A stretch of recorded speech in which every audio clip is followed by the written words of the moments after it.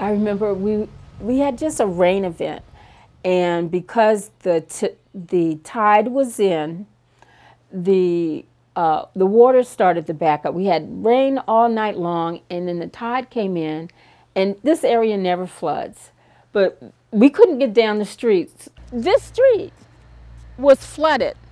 The water came all the way to about here. I don't think, I was supposed to leave here like at 7 o'clock in the morning, had a meeting I was going to teach, and I couldn't get out. I don't think this recited till about 2 or 3 o'clock in the afternoon. And that was like totally unbelievable, just unbelievable. And you look out, and you keep seeing the water rising and not going away. It looks beautiful now, but you know, you couldn't see the ground. You couldn't see any of the flowers, nothing. Just the water creeping, creeping, creeping. I mean, we have a dock here with a floating dock and kayaks, and so, you know, one thing is that gives us a really intimate appreciation of what's in the water and how much it's rising. When you go out and go kayaking and you see where, you know, people's pieces of docks have washed into the water because it's gotten higher than it has in the last 10 years, it's a little dispiriting. But it does give us a really intimate connection to the water to have that floating dock and to have kayaks that we go out on, and we really like that. One of the professors at my kids' school gave a really great presentation where he just showed a series of slides of neighborhoods like ours where routinely at low tide roads are blocked, yards are flooded, and he showed that in the last 10 to 20 years we have just come to take that for granted. And just in the last 5 or 10 years flooding has become much more common, and it's like the frog that you throw in the pot of water and slowly turn it up. You know, it's starting to boil around us and things are changing slowly, so we're not noticing. I was always fishing. My family was a fishing business, and I like a restaurant that sells fish, seafood restaurant. When you have water in your building, it's very expensive to take care about that problem. First of all, you got to go through expenses to jack up the building to avoid the water to come in. Second, a lot of times when the water comes in, destroy your equipment, destroy your floors, destroy the walls, and you have to spend a lot of money to rebuild. A lot of employees don't have any work till the building is going to start again, and it's a problem. The water came about here. So, you know, if you had a car, it would come to your door, almost to your window. And, you know, people lost cars. The one day I needed to go to the south side, and I was prevented from taking my car in an area that never floods. You know, you can't depend on the history before because everything is changing.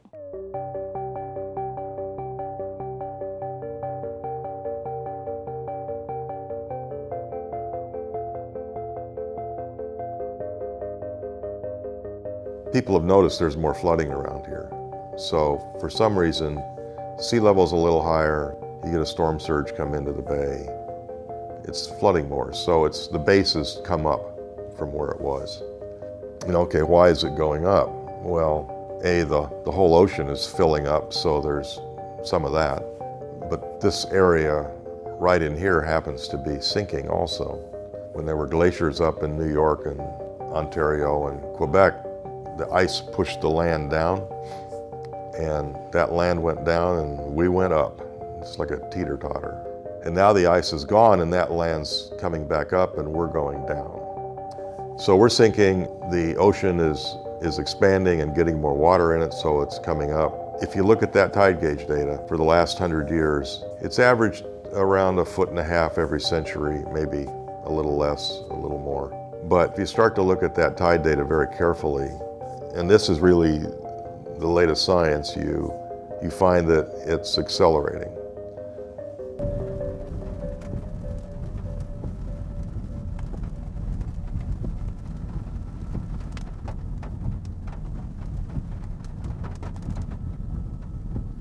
In these poor houses, and I think that they had just lifted the seawall when I moved here, and it didn't do any good, so I guess they'll have to try something else. Which house was it? It's the little house there.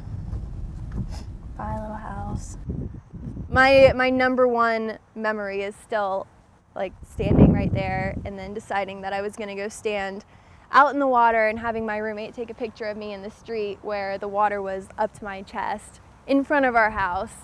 And then once you got home through that and you like waded home through water that's that deep, you never leave your house again, because then the whole time it's flooded, you don't want to have to swim to go to the grocery store. So I pretty much just ended up there for like a week, surrounded by a moat of brackish water. So. As a journalist in the late 1990s, I had an editor ask me to go to coastal Louisiana and write about the people and culture of Louisiana. Not necessarily an environmental story, but just a story that really explored the culture and the people of coastal Louisiana. So in 1999, I went down to write a story. I wound up hitchhiking on fishing boats up and down the bayous of South Louisiana and getting to know the Cajun fishing people, the oystermen, the shrimpers, the crabbers. And in 1999, those fishing people told me Katrina was coming. It's amazing to me now, all these years later, to go to the Hampton Roads region of Virginia and to meet with fishermen and people who live in neighborhoods along that coast, and to hear them talk almost exactly like the Cajun people that I met in the late 1990s prior to Katrina, saying the same things. The sea is rising, the storms are getting bigger, the flooding is getting worse, our neighborhoods are getting wet. You know, that's what you hear from people in coastal Virginia today. And it's eerie for me as a journalist who lived through Katrina, both the foretelling of it and the aftermath, and wrote about it, and to know the underlying causes of it, and to now go to Hampton Roads and see history repeating itself. A huge low-lying area, densely populated, wildly vulnerable to sea level rise and bigger storms. If we were in a hurricane or a nor'easter right now, then even though we're 2 streets over from where my old house was, this area would be flooded. It would be flooded all the way down to Hampton Boulevard, and pretty much half the neighborhood would be underwater. I think I actually lost my car once because I parked so far from my house on a street I had never been to. I had no idea where it was, like a week later when the storm finally subsided. There's definitely that pressure now, at least, with the military being concerned and people finally realizing that the military is concerned, which has so much bearing in this area. So once that's kind of more public knowledge, that'll get a lot of people who are on the fence to really see what's going on and think about it, instead of just, I guess, hiding behind that whole the military doesn't believe in it hoax that we've got going on in this area.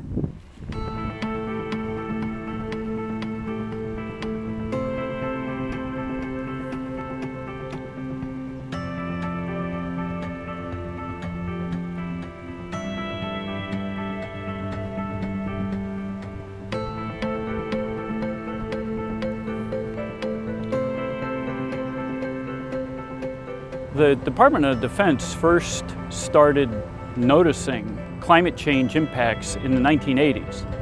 Relatively recently, the Department of Defense and the services, especially the Navy, have been looking at the impact of climate change on military bases, especially the impact of sea level rise on coastal bases.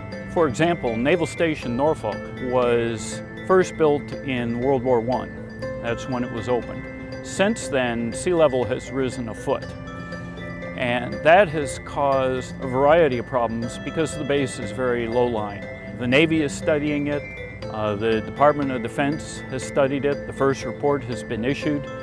And they are now developing the plans and policies for adaptation to climate change. Sea level rise threatens the operational readiness of many, almost all of the military bases in Hampton Roads. By threatening the operational readiness of the bases, sea level rise has a negative impact on the combat readiness of the forces based there. It affects the ability of ships, submarines, aircraft carriers to do their maintenance, to do their training, and to be ready for deployment. So sea level rise has a direct, immediate impact on U.S. national security.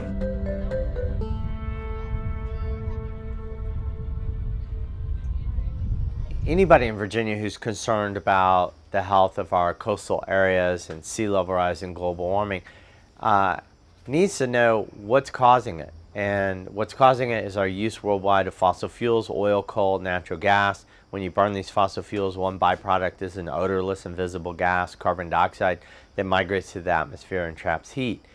It's obviously, greenhouse gases, it's not rocket science. 150 years ago, they figured out how incoming, heat from the sun is trapped by greenhouse gases. CO2 is going up, methane's going up. That's trapping more heat. That heat's getting transferred to the ocean. We can measure it. So if you look at the whole ocean, there's more water going into it from melting glaciers, and it's also warming. And the ocean being, several miles deep, it doesn't take much warming to make it expand quite a bit. We're going to have more floods, more storm events, and as the years go by, there will be more and more. Because some momentum has already been built into the global warming process all over the world, when you burn fossil fuels and you emit carbon dioxide into the atmosphere, that CO2 stays up there for about 100 years before it settles back to Earth and is dissolved into the oceans or reabsorbed by trees in continental areas. So we've already put so much CO2 up there that's going to stay up there for another 100 years that we have more warming already in the bank, if you will. So that means more sea level rise no matter what we do. How much sea level rise? Depends. First of all, that bush right there, you recognize that bush? That's Iva. So that place is getting so wet that bush will grow there. And across the street you'll see the ponding around there, and we're at high tide now, so it's pushing water up into the neighborhood. But I had noticed that Iva before, but when I was on the state's climate commission in 2008, we were 2.3 to 5.2 feet. 2.3 was the lower end, 5 feet was the upper end. And it's cooked in. I mean, you could stop using all the carbon you wanted to tomorrow and it would still get 2 to 5 feet. Well now, because of increasingly sophisticated projections and a realization that starting in the 90s we saw an increase in the sea level rise, the sort of bottom end now is 4 feet. So it's like 4 to 6 feet. Well, okay, 4 to 6 feet. In an area as flat as this, 1 foot means a whole lot of difference. I mean, from the mouth of that pipe to where that outlet was that was blowing water out, there's maybe this much elevation. So if it's 4 feet, fine. If it's 6 feet, I'm screwed. For the localities down here, they get it. They get sea level rise, you don't have to convince them. The problem is, what do you do about it?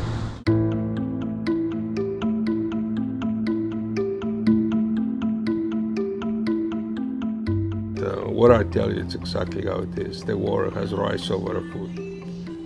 In this moment that you talk to me, I am in the city of Virginia Beach, trying to get a permit to jack up this building another 5 foot right now. First, to point out that these communities have been here for 400 years, so they've been adapting, although sea level hasn't been rising as fast as it is now. The answer isn't moving because there's a lot of stuff here that can't be moved. Navy docks, Marine Expeditionary Forces, special operations, and all the coastal shipyards, all the shipyards, the ship repair, they're there. People have to work there. So Hampton Roads has to adapt. We have to build levees. We have to stop development in places that we know are going to be underwater permanently very soon. We need to improve evacuation measures. We need to figure out ways to get people out of Norfolk quickly when those bigger hurricanes come. So there's adaptation, adapting to, getting ready for, preparing to live with aspects of climate change that need to be addressed, and that includes some level of sea level rise.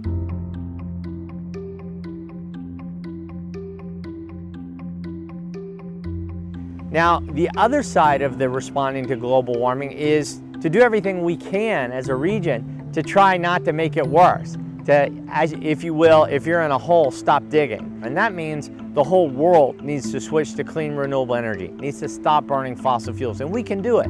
I mean, just through efficiency gains, wind power, solar, we can get off of coal and natural gas.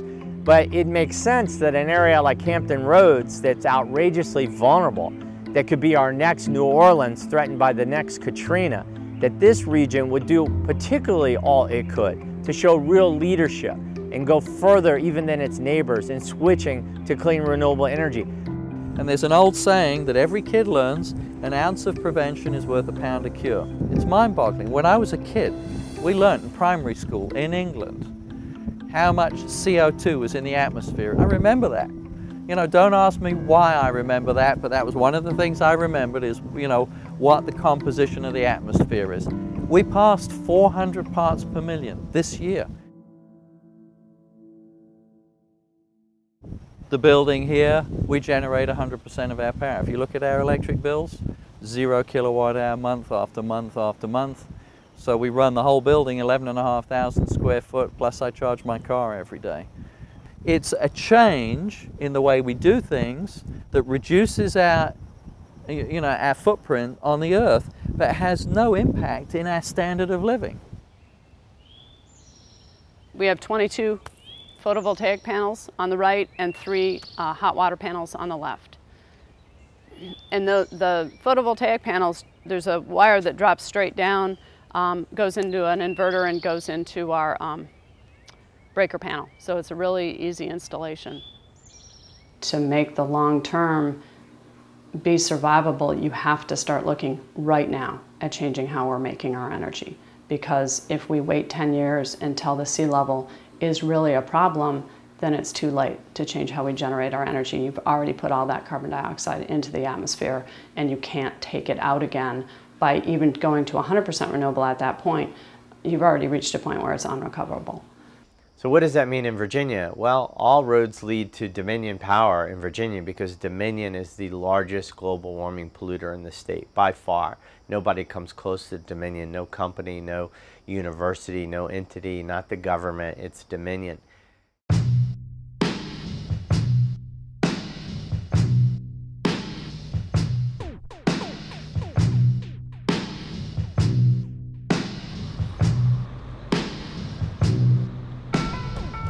Dominion uses over half of its energy in the form of fossil fuels, coal and natural gas, to keep the lights on, to create electricity.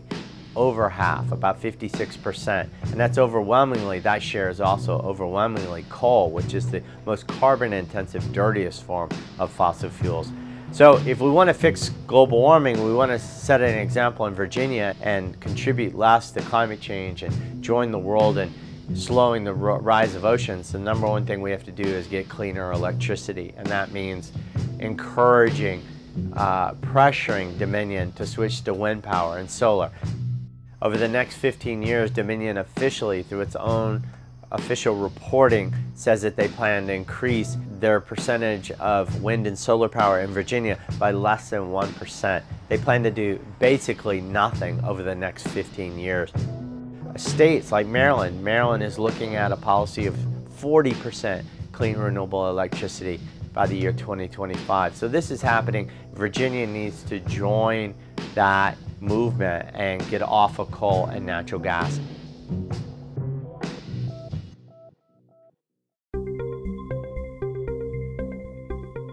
During the time I was in the General Assembly, myself and other members tried to introduce legislation to promote renewable energy, to promote solar energy, both commercial and residential, and to promote wind energy.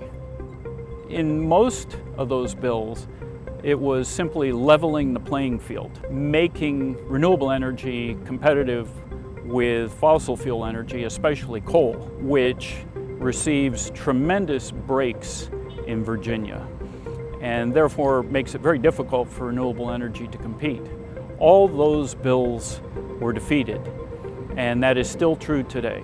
The General Assembly does not promote renewable energy. Over the country, we've seen a lot of new renewable energy that is being developed, and being developed aggressively. About 49% of new installed capacity in 2012 came from renewable technologies like wind and solar.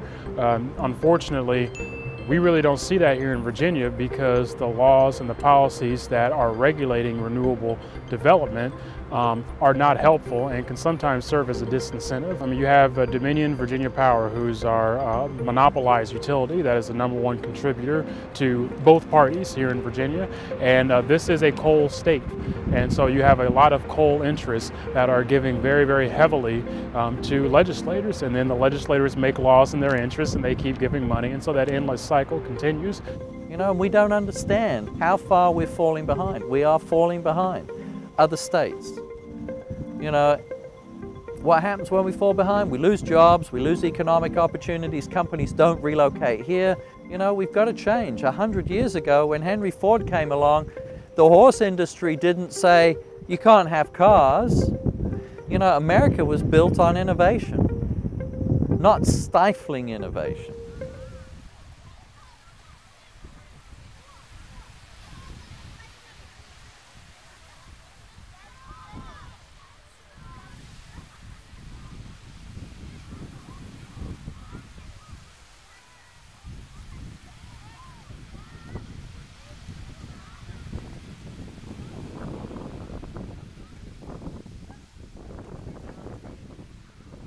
The whole area of the Atlantic coast from Cape Cod, Massachusetts, all the way down to Cape Hatteras, North Carolina, is one of the best places in the entire world for offshore wind power.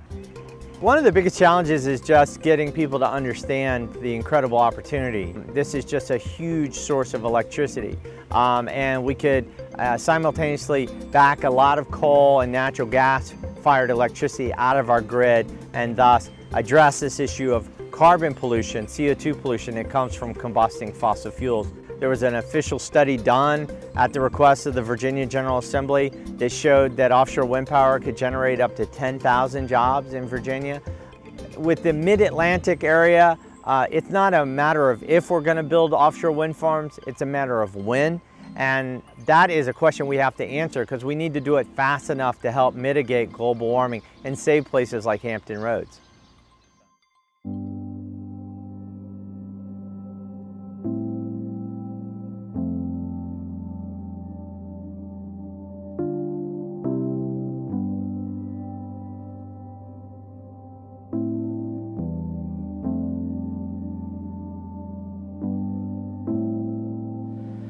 As far as the future, one thing that really scares me about climate change is that when my kids have kids and I'm having the grandchildren over, I don't believe we'll be in this house anymore because I don't believe there will be a house here. I think in 20 years this will be water. And that's a really sad thought for me, that I won't be able to have my grandkids over at the house that my kids grew up in. People are really starting to think, what's going to happen here? In just a few years, 20 years, what is this going to be like? And how, as a community, how are we going to face that? Are we talking about it? I don't think we're talking about it. I feel like in some ways we're behind other areas as far as how long there's been a movement here. But I guess that's the main goal right now, is to kind of rally the whole community. And then I think once that happens, then we're going to be able to take off, because there's so much that needs to be saved in this area now. How many of you pay taxes? Yeah. We're all in this. It's in various degrees. The challenge that we've got is how we begin a coastal conversation about what we're going to do. I think it's pretty obvious you've got to do adaptation here right now. You know, that has to start, because large projects take 30 years. You know, getting people to understand that we need a lot of energy and where we get it from is really important for the future of us and the planet. That's the big picture. The good news is we can make the switch. You know, we can erase that 56 to 60% of our electricity that comes from coal and natural gas. It is doable because states and countries are doing it, and we can do it in Virginia as well. And that will be our greatest contribution to slowing the sea level rise and addressing the bigger storms and all the problems that come with global warming in coastal Virginia. We need people who truly care about these issues to talk to their legislators, to reach out to the media with letters to the editors, to get out in front of people and tell them about what's happening here in Virginia. That we shouldn't have big interests like our utilities and our fossil fuels writing policy for the state. Lawmakers should write policies that are in the best interest of the people and not their bottom lines. Get involved in your community. Get involved in the political process. Tell your leaders at the municipal level, the state level, the General Assembly level, and on Capitol Hill that you want better. You want them to support policies that incentivize wind and solar and that phase out coal and natural gas. We need families out there advocating, pounding the pavement and talking about those issues. People, especially in Hampton Roads, that are being afflicted with sea level rise and is going to have to deal with rising sea levels. We need those folks in here in Richmond, right behind me, talking to their legislators and talking about real strategic mitigation and adaptation techniques. It's getting involved. It's the way human beings and Americans have organized always when there's been something that needs correcting in our society. It means doing more than just being educated, doing more than just maybe being inspired. It's about taking action. We are serious for offshore wind, and we are serious for solar power here in Virginia. I know you are. We are.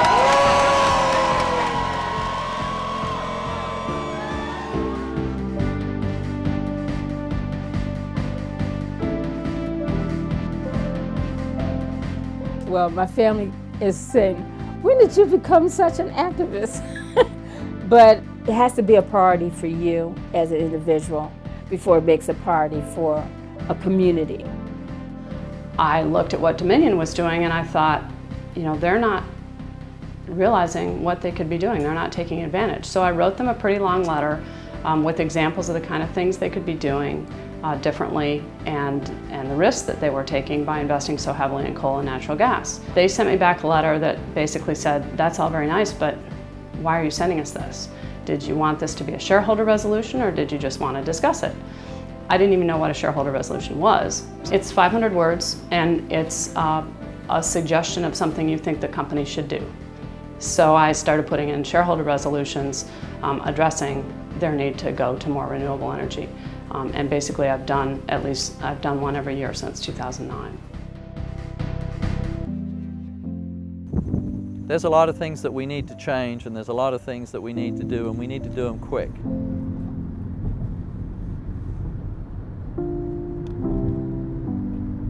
All facets, it's conservation, it's changing the way we do things, it's using renewable energy. Everything plays a part. Each little thing is not a solution in itself, but they are all parts of the solution.